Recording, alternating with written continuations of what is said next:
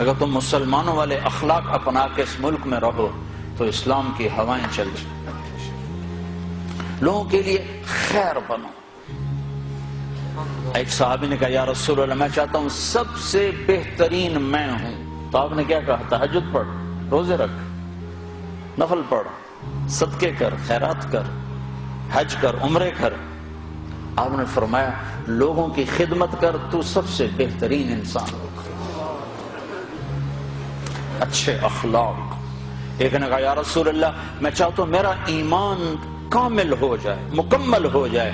آپ نے فرمایا تو اپنے اخلاق اچھے کر، تیرا ایمان مکمل ہو جائے گا۔ تو بھائیو، نماز روزے والے تو بہت سے مل جاتے ہیں، داڑھی پگڑی والے بھی بہت سے مل جاتے ہیں، اخلاق والے کوئی نہیں ملتے۔ معاف کرنے والوں سے دنیا خالی ہوگی، درگزر کرنے والوں سے دنیا خالی ہوگی۔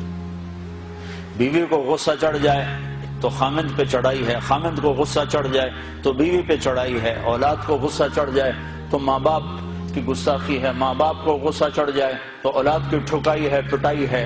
یہ نہیں دیکھتے کہ یہ تربیت کا تقاضا ہے یا نہیں ہے۔ بھائی بھائی سے تمہارا کیا رونا رو۔ میرے سامنے ہمارے علاقے میں یہ دو بھائی دیواریں ساتھ ہیں، ایک مر گیا، دوسرے کا مجھے پتا چلا اس کے جنازے میں نہیں جا رہا۔ میں نے اس کو اس کے بیٹے کو بلایا، میں نے کہا مرنے کے بعد تو سارے جھگڑے ختم ہو جاتے ہیں، چلے جاؤ۔ کہ نہیں جی ساڑی بنی نہیں ساری زندگی ہون کی بنانا۔ اور میں نے کہا اب تو وہ ختم ہو گیا ہے، جن باتوں پر تم لڑتے تھے وہ باتیں ختم ہو گئیں، اپنی ماں کا دودھ ہی یاد کر لو۔ یقین میرا صرف پڑوسی تھا، میں نے اس کے پاؤں پکڑے، ہاتھ جوڑے، نہیں گیا جنازہ۔ ایسوں سے جہان بھرا پڑا۔ ہمارے اخلاق کیا ہیں؟ جو سلام کرے اسے سلام کرو، جو نہ کرے نہ کرو، یہ ہمارے اخلاق ہیں۔ جو مسکرائے اس کے سامنے مسکراؤ، جو آنکھیں دکھائے اس کو وٹا دکھاؤ، یہ ہمارے اخلاق ہیں۔ آپ نے ارشاد فرمایا ساری زندگی کے تہجد گزار اور سارے دن کے روزے دار سے آگے نکل جائے گا اچھے اخلاق والا۔ چونکہ یہ مارکیٹ میں سودا ہے نہیں۔ اور سارے اخلاق کا نچوڑ ایک چیز بتاتا ہوں، یہ زبان قابو میں رکھو، سارے اخلاق قابو میں آ جائیں گے۔ مظفر آباد کشمیر میں ہماری جماعت تھی تو وکلاء کا وفد آیا ملنے، میں نے آدھا پونا گھنٹہ بات کی تو پھر ایک وکیل صاحب کہنے لگے جی ایک نصیحت کر دیں، آپ کی بہت ساری نصیحتیں سنی ہیں، ایک نصیحت کر دیں۔ تو میں نے اب مجھے دیکھو، میں نے کہا یہ زبان قابو میں، کہا نہ کوئی اور بتائیں، کوئی اور بتائیں، کوئی اور بتائیں۔ اگر آپ اپنی زبان پہ قابو پا لو، غصے کے وقت بھی، خوشی کے وقت بھی، اس میں سے تول لفظ نکالو تو آپ سے بڑا مقام والا کوئی نہیں ہوگا۔ تہجد نماز روزوں سے کوئی آپ کو نہیں پکڑ سکتا، حج عمروں سے آپ نہیں پکڑے جاؤ گے۔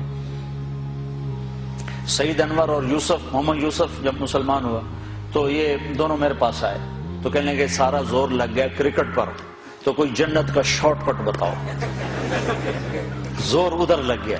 تو میں نے کہا اپنے اخلاق ٹھیک کر لو۔ اس پر تھوڑی سی بات کی، کہا نہیں یہ تو بہت مشکل کام ہے، تو بہت مشکل کام۔ میں نے شارٹ کٹ تو پھر یہی ہے، آپ کو جس روڈ پہ رش ہوتا ہے تو آپ گاڑی موڑ لیتے ہو کہ نہیں موڑ لیتے؟